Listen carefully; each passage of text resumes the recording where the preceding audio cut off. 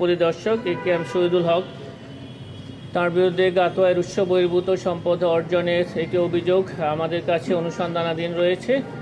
অনুসন্ধানকালে গোপন তথ্যের ভিত্তিতে গত দিন আমাদের একটি টিম তার বাড়ি এবং তার একজন নিকট আত্মীয়ের বাড়িতে অভিযান পরিচালনা করেছেন।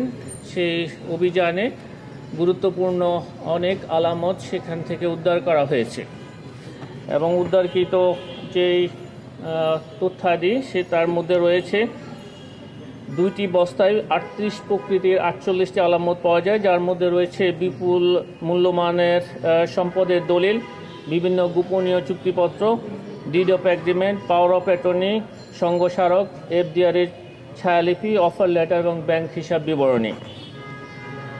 এই যেই বস্তায় যে তথ্যাদি এবং দলিলাদি পাওয়া গেছে সেগুলি আমাদের অনুসন্ধান কাজে সহায়ক হবে। সেই কারণে এই রেকর্ডপত্রগুলো এবং মূল্যবান দলিলপত্রগুলো জব্দ তালিকার মাধ্যমে এগুলি আমাদের কর্মকর্তারা তাদের হেফাজতে নিয়েছেন। এগুলি আমাদের অনুসন্ধানকালে এই গাতোয়ায় বহির্ভূত সম্পদ অর্জনের অভিযোগে প্রমাণে অনেক সহায়ক হবে।